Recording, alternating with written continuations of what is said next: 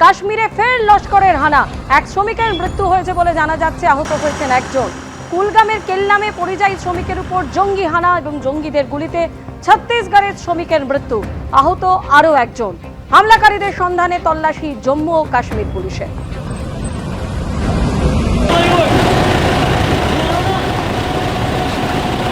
কাশ্মীরের কুলগামে কেল্লামে যেখানে পরিযায়ী শ্রমিকের উপর জঙ্গি হানা, জঙ্গিদের গুলিতে ছত্তিশগড়ের এক শ্রমিকের মৃত্যু হয়েছে বলে খবর, আহত হয়েছেন আরও একজন। ইতিমধ্যেই জঙ্গিদের খোঁজে শুরু হয়েছে তল্লাশি অভিযান।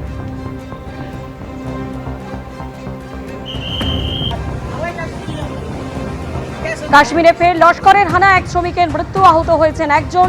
কুলগামের কেল্লামে পরিযায়ী শ্রমিকদের উপর জঙ্গি হানা, জঙ্গিরা এলোপাথারি গুলি চালায় এবং সেই গুলিতে ছত্তিশগড়ের এক শ্রমিকের মৃত্যু হয়েছে বলে খবর, আহত হয়েছেন আরও একজন। হামলাকারীদের সন্ধানে ইতিমধ্যেই তল্লাশি অভিযান শুরু করেছে জম্মু কাশ্মীর পুলিশ।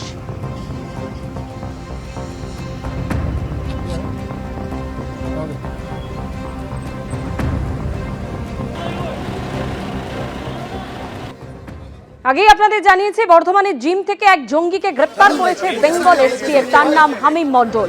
জিম থেকে গ্রেপ্তার জঙ্গি হামিম মণ্ডল।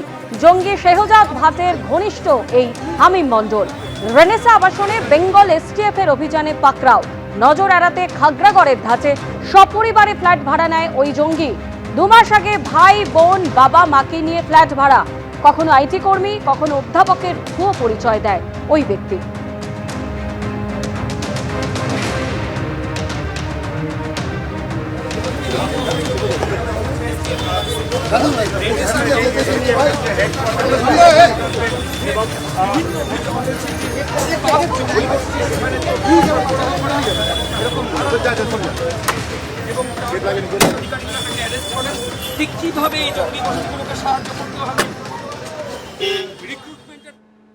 বর্ধমানের রেনেসা টাউনশিপ থেকে এসটিএফ এর হাতে গ্রেপ্তার পাকিস্তানের জঙ্গি হামিম মণ্ডল।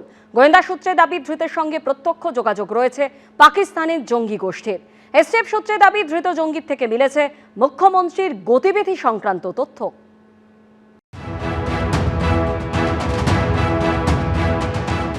কুখ্যাত জঙ্গি, পাকিস্তানি জঙ্গি গোষ্ঠীর সঙ্গে সরাসরি যোগাযোগ। পাকিস্তানের গুপ্তচর সংস্থা আইএসআই এর সঙ্গেও যোগাযোগ রয়েছে। সেই জঙ্গি গ্রেপ্তার হলো পশ্চিমবঙ্গ থেকে।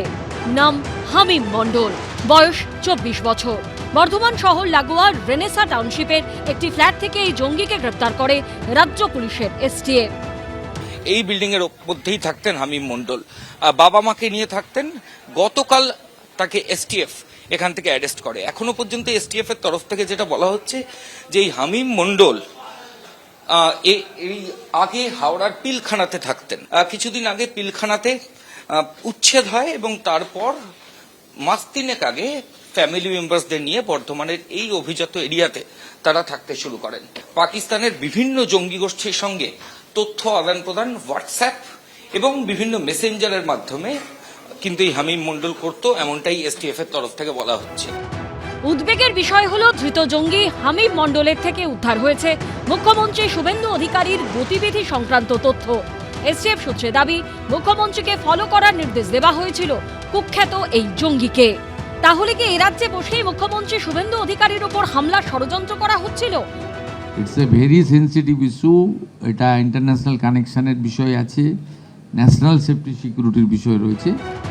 গোপন সূত্রে খবর পেয়ে বৃহস্পতিবার সকাল 7:30 নাগাদ বর্ধমান শহরের রেনেসা হাউজিং এ পৌঁছে যান রাজ্য পুলিশের এসটিএফ এবং বর্ধমান থানার পুলিশ অফিসাররা। সেই সময় আবাসনেরই জিমে ছিলেন কুখ্যাত জঙ্গি হামিম মণ্ডল।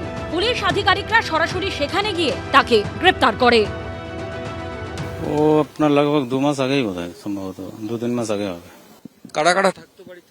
বাড়িতে থাকতো 5 জন টোটাল, ওর মা বাবা আর প্লাস 3 ভাই বোন, ওরা 2 ভাই 1 বোন। এসটিএফ সূত্রে দাবি, দুবাইয়ে পাক গুপ্তচর সংস্থা আইএসআই এর এক সদস্যকে মেসেজ করেছিল হামিম মণ্ডল। জানতে চেয়েছিল মুখ্যমন্ত্রীর মুভমেন্ট ফলো করবে কিনা। এই মেসেজের সূত্র ধরেই তার হদিশ মেলে। এসটিএফ সূত্রে দাবি, পাকিস্তানি জঙ্গি শাহজাদ ভাটের সঙ্গে যোগ রয়েছে বর্ধমান থেকে ধৃত জঙ্গি হামিম মণ্ডলের। শাহজাদ ভাট বিভিন্ন সোশ্যাল মিডিয়া হ্যান্ডেল কাজে লাগিয়ে পাকিস্তান থেকে অপারেট করে। ইতিমধ্যে দিল্লি, উত্তরপ্রদেশ সহ একাধিক রাজ্যে এদের গতিবিধি নজরে এসেছে। এবার পশ্চিমবঙ্গ থেকে এসটিএফ এর জালে জঙ্গি হামিম মণ্ডল। একটা চক্র কাজ করছে বেশ কিছুদিন ধরে ভারতবর্ষে। গত 6 মাস তাদের মানে পদচিহ্ন ভারতবর্ষের অনেকগুলো রাজ্যে দেখা গেছে। এই চক্রটি সাজাদ ভাট বলে যিনি আছেন তার মানে লিডারশিপে চলে।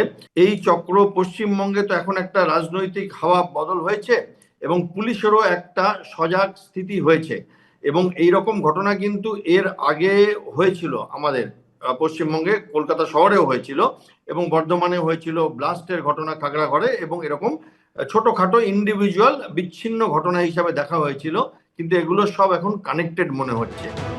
শুক্রবার বর্ধমান আদালতে তোলা হলে ধৃত জঙ্গি হামিম মণ্ডলকে 14 দিনের পুলিশ হেফাজতের নির্দেশ দেন বিচারক। ময়ূক ঠাকুর চক্রবর্তী, কমল কৃষ্ণ দে ও রুমা পালের রিপোর্ট, এবিপি আনন্দ। এবিপি আনন্দ, এগিয়ে থাকে, এগিয়ে রাখে।